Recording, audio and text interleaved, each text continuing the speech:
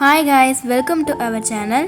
இன்றைக்கி நம்ம என்ன பார்க்க போகிறோம்னா எலுமிச்சை ஊறுகாய் எப்படி செய்வது அப்படிங்கிறத தான் பார்க்க போகிறோம். அதற்கு தேவையான பொருட்களையும் பார்த்துடலாம். இது ஒரு பவுடர். இந்த மாதிரி கொஞ்சம் கொரப்பாக அரைச்சி வச்சுக்கோங்க. எதெல்லாம் சேர்த்துருக்கோம்னா வெந்தயம், கடுகு, சீரகம் இது மூணுத்தையும் சேர்த்து இந்த மாதிரி அரைச்சி வச்சுருக்கோம். நெக்ஸ்ட்டு பெருங்காயத்தூள், அப்புறம் கறிவேப்பிலை, அப்புறம் மிளகாய், அப்புறம் வெந்தயம், கடுகு, சீரகம், அதுக்கப்புறம் மிளகாய் தூள், அப்புறம் நல்லெண்ணெய்.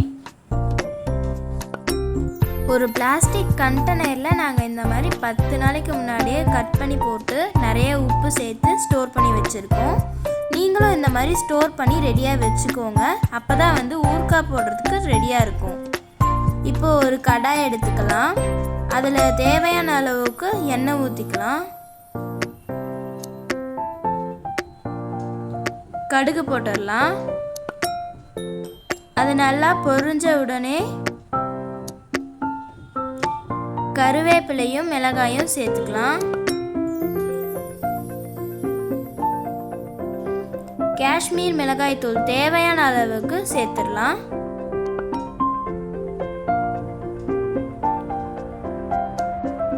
இப்போ நம்ம அரைச்சி வச்சிருக்க அந்த பவுடரையும் சேர்த்துக்கலாம். இப்போ நல்லா கிளறி விட்டுக்கலாம்.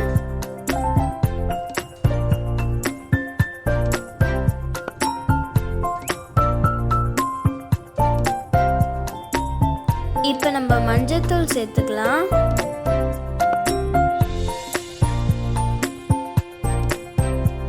அப்புறம் நமக்கு தேவையான அளவுக்கு பெருங்காயத்தூளையும் சேர்த்துக்கலாம். இதை நல்லா கிளறி விட்டுக்கோங்க. ஸ்டவ்வை ஹை ஃப்ளேமாகவும் இல்லாமல் லோ ஃப்ளேமாகவும் இல்லாமல் மீடியமாக வச்சு கிளறி விட்டுக்கோங்க.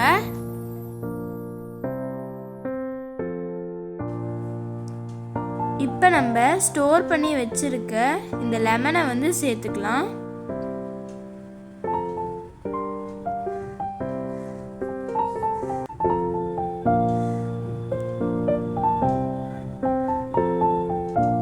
நல்லா எல்லா பக்கமும் காரம் படுற அளவுக்கு கிளறி விட்டுக்கோங்க.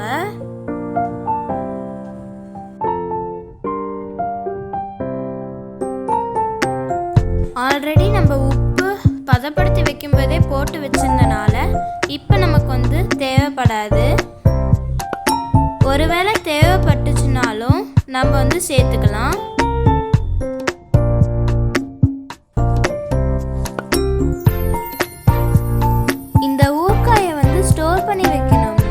நம்ம ஒரு கண்டெய்னரில் ஸ்டோர் பண்ணி வச்சுக்கலாம்.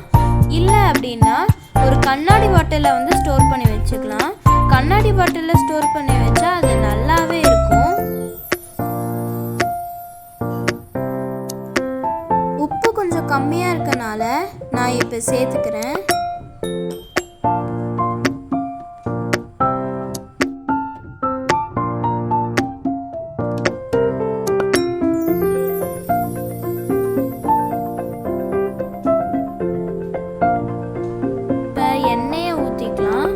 எவ்வளோக்கெவ்வளோ எண்ணெய் ஊற்றுறோமோ அவ்வளோ நாள் கெட்டு போகாமல் நமக்கு நிறையா நாள் நமக்கு இருக்கும். இப்போ நல்லா கிளறி விட்டுக்கோங்க. இப்போ நம்ம செய்கிற ஊறுகாய் 6 மாதம் வரைக்கும் கெட்டு போகாமல் அப்படியே இருக்கும்.